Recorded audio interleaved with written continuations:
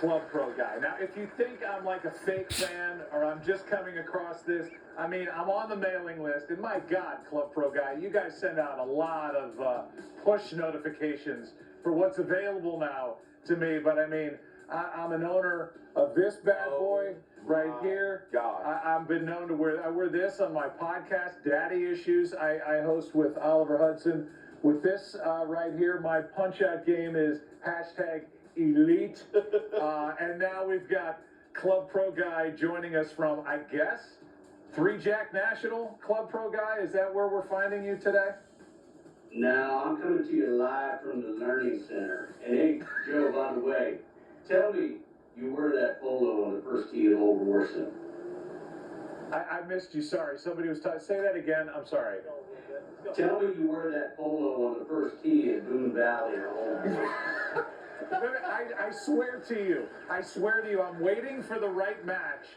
That I am not scared of wearing this at any of the #elite country clubs or golf facilities that this country might provide all of us. So yes, this will be on my body. I will somehow post it or send you a picture of it. Don't worry, I'm not scared, Club Pro Guy. Love it. So, for those of you who don't know, I'm just going to go over the resume. And again, I can't recommend this guy any higher on Instagram. For those of you living under a rock, here's your reminder. Current club professional, once tied, listen to this, for 44th at the 1992 Yucatan Masters, and he drives a 1990 Mazda Miata. He holds the distinction of defending his 6,583rd position in the world golf rankings for 311 weeks, which is amazing. It's never been done. What are your thoughts, Club Pro Guy, on this PGA Championship so far? Well, if I'm being honest, I'm a little bit disappointed to play the club professionals. You know, we send these guys out there to play a huge event like this to essentially represent us club pros, and out of the 20 guys that play, not one of them's on the leaderboard, which I think reflects poorly on us as a group. You know, the bottom line is the club pros need to play better. But as far as the golf course goes, I didn't realize until this week that Southern Hills had a big renovation done to it a couple years ago. I actually played this golf course back in the mid-90s when it had a lot more trees, and back then it was more of a shot maker's course, which really suited my game because I'm a ball striker. But now, post-renovation, it seems like they've turned the course into more of a bomber's paradise, which I think it takes a lot of the skill out of it, and I think that's reflected by the guys we're seeing on the leaderboard right now. Like Stuart Sink? A bomber? I don't guess. He's nodding through pixelation. I think he's agreeing. He's agreeing with you. I've never been more intimidated to look into a screen and see a pixelated face talking back at me. I feel like I'm doing Dateline or something. Anyway, let's get back to the questions at hand. How is the renovation, speaking of renovations, at 3 Jack National? I know this has been quite the arduous project, and now we're seeing it with the routing that looks just genius over on the right. Give your members an update. Well, we're getting there. The property is actually located on the side of an old abandoned shopping mall, and I think anyone who knows anything about golf course architecture would agree that this might be one of the most pristine pieces of foreclosed property in the Midwest. Right now, we're dealing with some major environmental issues that my lead designer, Hank Jones, is trying to cover up. But the bigger challenge is that we don't have a lot of space. Our opening 3 holes butt right up against Interstate 635, which is a busy highway. And the tee boxes for the first 3 holes are basically right on the shoulder. And anybody with a right to left ball flight at all has a great chance of killing someone on that highway. So just like they're doing here at Southern Hills, we've got a bunch of holes that crisscross each other really to save space. But make no mistake, Joe, this is going to be a player's club. Okay, the vibe we're going for at Three Jack is what I like to call laid-back luxury. And to make that a reality, I've partnered with a local public swimming pool as well as a local Asian day spa to provide amenities for our members that I think will be second to none. And if I can say one more thing about Three Jack, guys, the thing I'm probably most excited about is very similar to that Evans Scholar Program for caddies. I'm launching our Tompkins Scholars Program, which is a first of its kind beverage cart girl training program that takes young women from the community and teaches them life skills through operating a beverage cart. And You're doing honestly, God's work. You're doing God's work. I think this is going to be a game changer for young people, and it's a pilot program that I hope, quite frankly, can kind of catch on nationwide. I'm looking at the layout of that golf course, and the first thing I thought was, I don't think you can even have carts on that golf course, especially now if I know you're right up against the highway and all the crisscrossing that's going on there. But as weird as I think that course design is, John Rahm tweeted out something that we can put up here. We should talk about a membership. I heard it's been hard to get in, but I'm sure we can figure something out. And after he tweeted this out, he lost world number one. I'm not saying Yeah. I'm just throwing that out there. Listen, was I flattered when John, put that out there? Sure. I'm building a semi-private golf club that the best player in the world wants to be a part of. And I think that validates what we're doing here. But for John to splash his intentions all over social media like that didn't do him any favors.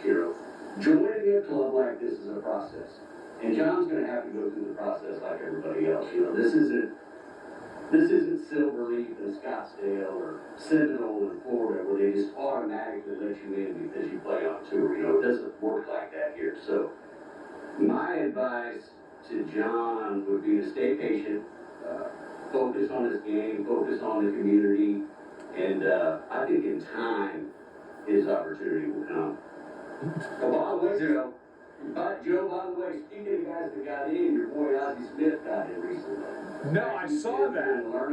Yeah, he's been here in the Learning Center working on some stuff. He's a great dude. He is a great dude, and that was a great video that you guys put up. My favorite of anything you do is when you break down swings of just random members who might be playing, let's say, in a nice pair of jorts, or just some of your more elite guys that have angles that you're drawing, like a coat hanger angle, or the hump move that you describe so well. And I know you did a breakdown of Scotty Scheffler's swing. Here's Ozzie where you're actually, I think this was more of a hip thing that you were teaching Ozzie. Yeah, Ozzie is a lot better at baseball than he is golf. I'll tell you that right now. But he's getting better and better. We're working on a lot of stuff. When actually did you take that swim noodle back to the public pool that you're associating with? And when did rollerblades? Well, that's Scotty Scheffler there? Yeah. As a teaching pro, you have to remember, Michael, that I'm able to see things in a golf swing that most of my students can't, because they're terrible. So when a top player like Scotty installs a new move into the swing, I'm going to take notice. And not only do I notice, but I feel like I've got an obligation to pass that information on to my students, because that's pretty much how you grow the game. And like I said in that video, that Scotty video at the time, I thought that slip-out move with his right foot at the Masters, I thought it was accidental because of the inconsistent turf at Augusta National. But as I looked closer, I started to see that it was intentional. And the reality is, if you want to ingrain a radical new move like this into your swing, you have to completely rewire your brain. And to do that, you have to over-exaggerate the move. And that's what I was trying to show people there with the rollerblades. By the way, I took that out on the course. It doesn't work at all. I ended up losing a ton of distance and sprayed it everywhere. But if you saw me in that video, I fell down and actually got a little minor hit pointer from that ever since, so I would not recommend that move to anybody. As we see Tiger now putting from the fringe. I would imagine you It's would for birdie. you would have Tiger or the aforementioned Scotty Scheffler in the category of elite. Are these two of the elite golfers that you're seeing out here at the PGA Championship? Yeah, great players for sure. There's very few in today's game that are truly elite. I think if I had to name one guy who I think is truly elite, it would probably be Patrick Reed, because he's a prototypical two-way player, which means he's a guy that can beat you multiple ways, which you don't see a lot of anymore. He can beat you by playing great golf, and he can beat you by bending the rules, which I love because that's how I play the game. That's the other way. Other than that, I think Kevin Kisner's elite because, he's a guy that can't win a golf tournament. He knows he can't win on a tournament, on a course that's over 7,000 yards, but he still cashes huge checks. I think Jordan Spieth is elite for taking huge amounts of money from Under Armour, knowing full well that they make the ugliest shirts in the industry. But Did you What do you just talk think about of- an ugly shirt? Hey man, look, you're an elite teacher, and your lessons, I'm sure, are not cheap whatsoever. So I'm impressed with the fact that you have kept that Miata in your fleet of one. And I would love to kind of figure out, there it is, right? I mean, that is, when I think elite club pro professional, like who I'm getting a lesson from, that's the car on the right that I want to see pulling up. listen, I've always been a big believer that looking like you're successful is every bit as important as actually being successful. So when I first got my tour card, I wanted to treat myself to a premium sports car. And luckily, my sister was nice enough to co-sign on that loan, and I bought that Miata right off the lot and headed down to Mexico with it.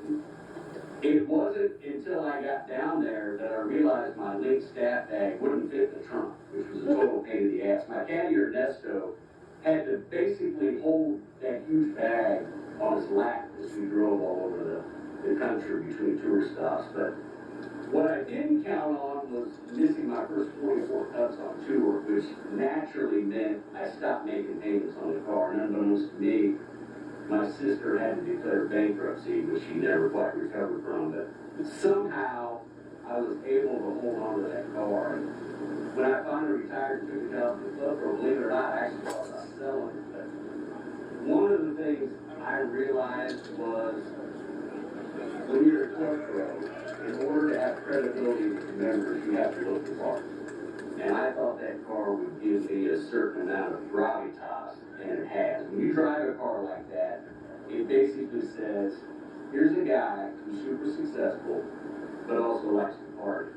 And I've always believed that to be a club pro, you have to dress great, you have to play great golf, and you have to drive an impressive car. And I feel like I've certainly checked all three of those boxes.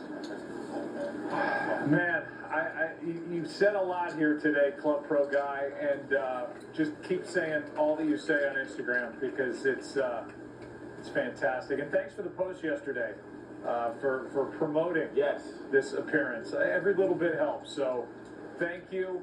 God bless. Godspeed. And just keep being Club Pro Guy. Guys, I appreciate it. It's been an honor to be here.